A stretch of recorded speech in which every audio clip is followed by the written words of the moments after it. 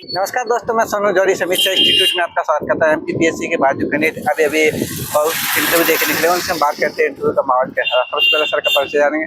Sir आपका शुभ नाम? मेरा नाम डॉक्टर राहुल सिरवी है। सर आप कहाँ से हो? मैं बेसिकली धार जिले से बिलोंग करता हूँ। एक छोटा सा गांव है खजुरिया, वहाँ से बिलोंग करता हूँ। कैसा रहा सर आपका? मेरा इंटरव्यू बहुत अच्छा रहा, क्योंकि सब मैंने पीएचडी और मेरा सब कंप्लीट था, तो काफ़ी सारे क्वेश्चन जो है वो पीएचडी से हुए मेरे।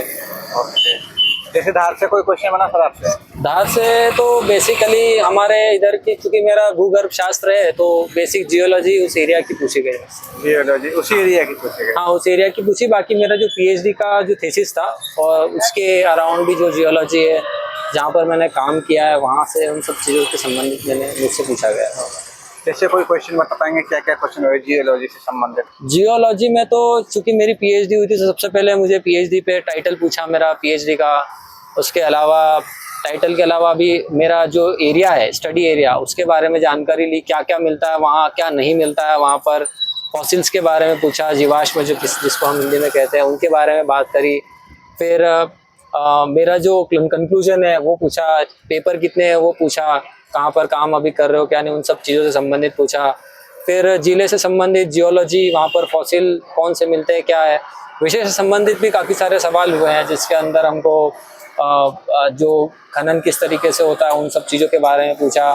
फिर उसके अलावा मुझे जो है वो रॉक कैसे, क्या अलग अलग डिफरेंट टाइप की रॉक है, तो कौन किसके इक्विवेलेंट है वो रॉक, सब चीज़ों के। तो बहुत सारे नंबर ऑफ क्वेश्चंस जो है वो पूछे गए थे। अच्छा, इसके अलावा सर स्पेशली मध्य प्रदेश के परिप्रेक्ष्य में कोई क्वेश्चन बना? मध्य प्रदेश के परिप्रेक्ष्य में तो उस एरिया में मतलब विशेष क्या है वही पूछा गया था मुझसे। बाकी सब्जेक्टिव ज़्यादा चला। हाँ, मेरा जिले से संबंधित वहाँ पर जैसे वहाँ पर फॉसिल पार्क है बाग में जो, तो उससे रिलेटेड मेरे से पूछा गया था। सर न्यू एजुकेशन पॉलिसी वगैरह ऐसा? नहीं, वहाँ से मुझे सवाल नहीं। ऐसा कोई सवाल नहीं?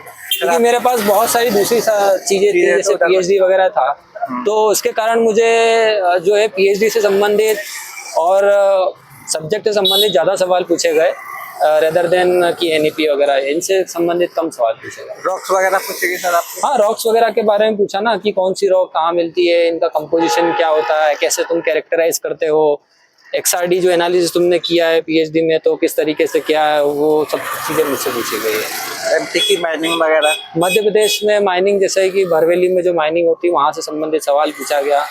उनका जो डिपॉजिट ओवर कौन सा है ना, वो पूछा गया मुझसे। कंपोजिशन उनके कुछ पूछे गए, वो पूछा है।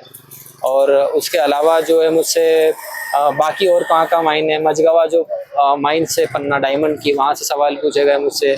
उसकी रॉक टाइप पूछे गए, उसका कंपोजिशन पूछा गया, किस तरीके से, क्या मोड ऑफ इम्प्लेसमेंट है उसका, किस तरीके से वो बनी है, क्यों उसके अंदर डायमंड मिलता है। बाकी रॉक और ऐसी कौन सी रॉक है जिनके अंदर मिलता है, उनसे संबंधित सवाल पूछे गए।